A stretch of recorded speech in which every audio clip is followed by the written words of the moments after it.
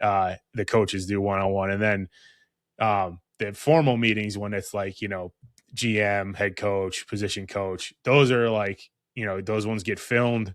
So teams can like get another look at their guy or look at the answers, I should say. But that's where, you get guys on the board, go talk through scheme.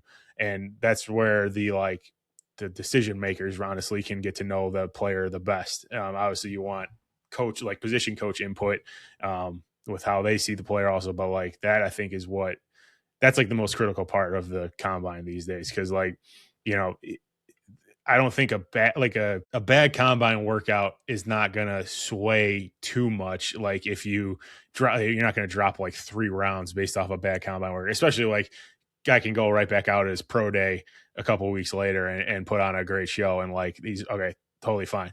But like the one-on-one meeting time is huge at the combine, and then it turns into like the top 30 visit later down the line when they come into the facility. But yeah, anytime that the players can get in front of like the coaches or the GM, just so that everybody can kind of learn more about each other, that's really like the most important. That and the medical are the most important things of the combine right now.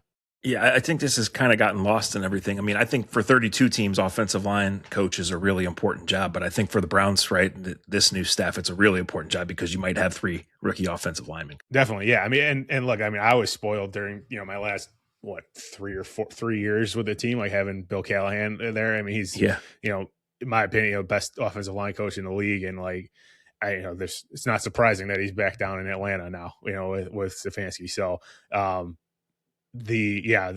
coaching is critical for this position because it's the most like technical heavy position out of any of them. I mean, you can kind of say like, okay, like defensive line rushing the passer, like hand work is technical, which it is, but like everything like their steps, how they have their weight shifted in the stance, pre-snap for offensive linemen, like it's so technical that like having a good coach, a very good coach, can like bring a player along a lot quicker than the average coach can. It's like it's a super critical thing here, for sure. Yeah. I'm actually finally rolling through like the Ohio State defensive guys. Like I didn't want to like write them right away because like everybody did, and like I don't think there's anything too surprising, but that's kind of what I've been focusing on lately.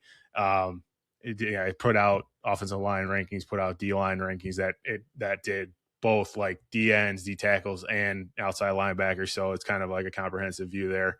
But yeah, just putting out more draft focused stuff. This is the time of year for that.